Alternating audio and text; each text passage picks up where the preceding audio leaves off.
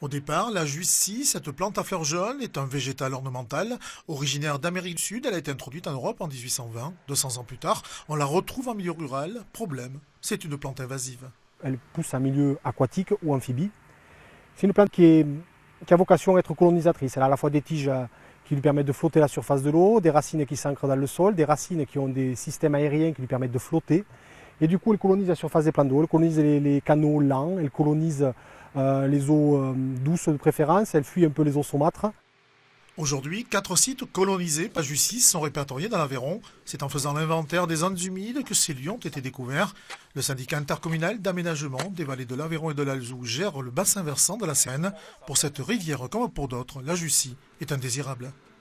Un cours d'eau, c'est justement un élément vivant, un élément qui exprime justement toute la biodiversité d'un territoire. Si cette plante venait à se développer de façon beaucoup plus importante, la biodiversité serait beaucoup plus importante sur le territoire.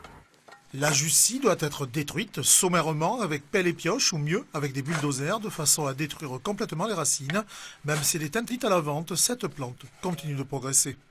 C'est une plante qui a cette capacité un peu telle le phénix à renaître de ses cendres et il suffit qu'on laisse un petit fragment de plante au fond de l'eau ou un fragment de plante dans le sol pour que ça redonne naissance encore à une plante. En fait, toutes les plantes qu'on a autour de nous, c'est la même plante, c'est que des clones. La Jussie reste un végétal mystérieux concernant sa propagation. Aujourd'hui, on la trouve dans l'Hérault, le Gard et sur toute la façade atlantique.